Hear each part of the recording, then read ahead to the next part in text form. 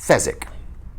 Turkish women are famous for the size of their babies. The only happy newborn ever to weigh over 24 pounds upon entrance was the product of a southern Turkish union.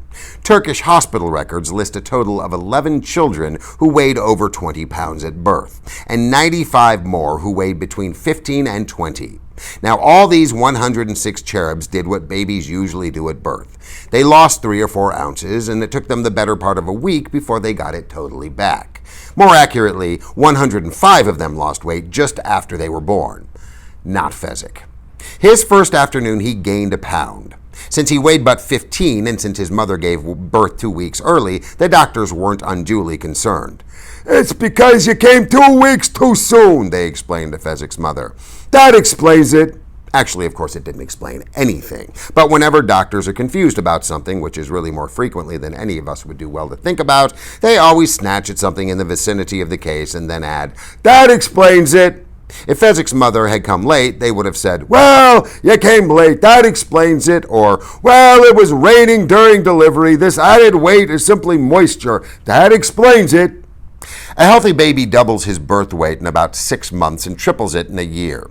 When Fezzik was a year old, he weighed 85 pounds. He wasn't fat, understand. He looked like a perfectly normal, strong 85-pound kid. Not all that normal, actually. He was pretty hairy for a 1-year-old. By the time he reached kindergarten, he was ready to shave. He was the size of a normal man by this time, and all the other children made his life miserable. At first, naturally, they were scared to death. Even then, Fezzik looked fierce. But once they found out that he was chicken, well, they weren't about to let an opportunity like that get away. "Bully, bully," they taunted Fezzik during morning yogurt break.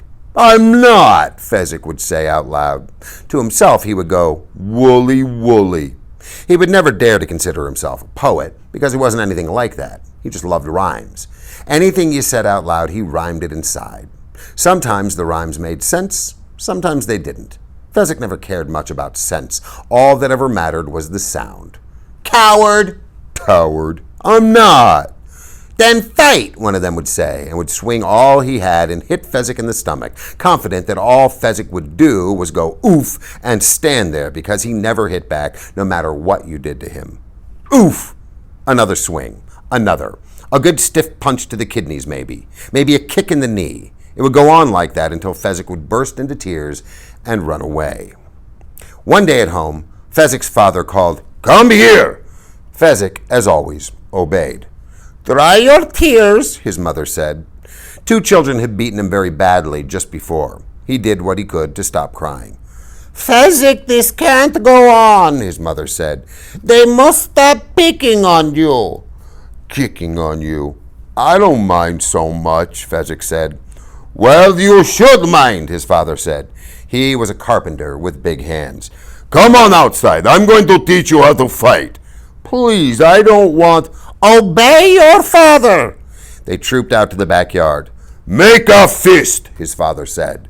Fezzik did his best. His father looked at his mother and then at the heavens. "He can't even make a fist," his father said.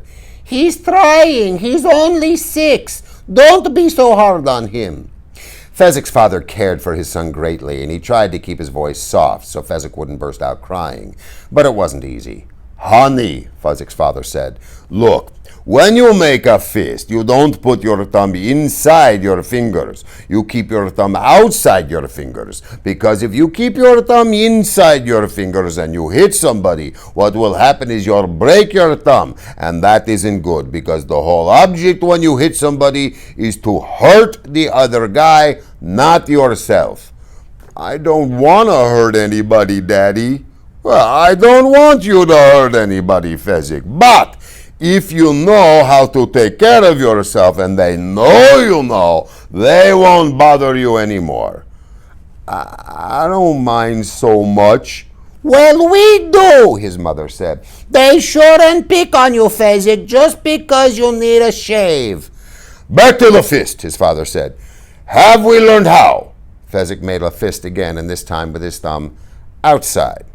"He's a natural learner," his mother said. She cared for him greatly, as his father did. "Now, hit me," Fezzik's father said. "No, I don't want to do that." Hit your father, Fezzik. Maybe he doesn't know how to hit, Fezzik's father said. Maybe not, Fezzik's mother shook her head sadly. Wait, honey, Fezzik's father said. You see? Simple. You just make a fist like you already know, and then pull your arm a little and aim for you where you want to land and let go. Show your father what a natural learner you are, Fezzik's mother said. Make a punch. Hit him a good one. Fezzik made a punch toward his father's arm. Fezzik's father stared at the heavens again in frustration. He came very close to your arm, Fezzik's mother said very quickly before her son's face could cloud. That was very good for a start, Fezzik. Tell him what a good start he made, she said to her husband. It was in the right general direction, Fezzik's father managed. If only I'd been standing 1 yard further west, it would have been perfect. I'm very tired, Fezzik said. When you learn so much so fast, you get so tired. But I do anyway. Please, may I be excused? Not yet, Fezzik's mother said. Honey, please, hit me. Really hit me, try. You're a smart boy. Hit me a good one, Fezzik's father begged.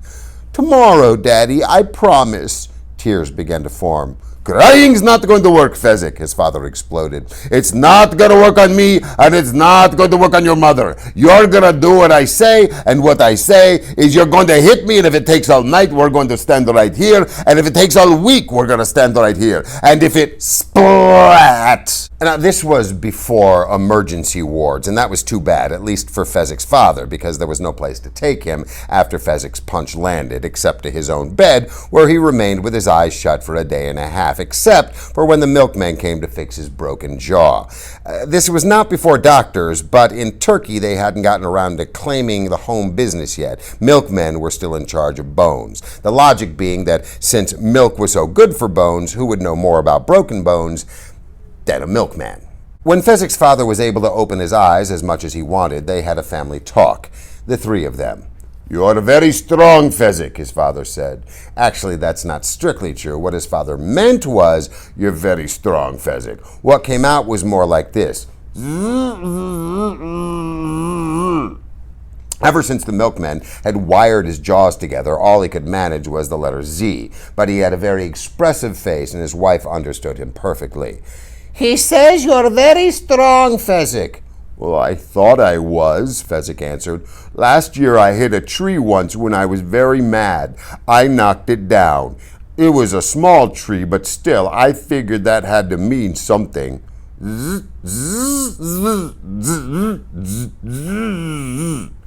He says he's giving up on being a carpenter, Fezzik. Oh, no, Fezzik said. You'll be all well soon, Daddy. The milkman practically promised me.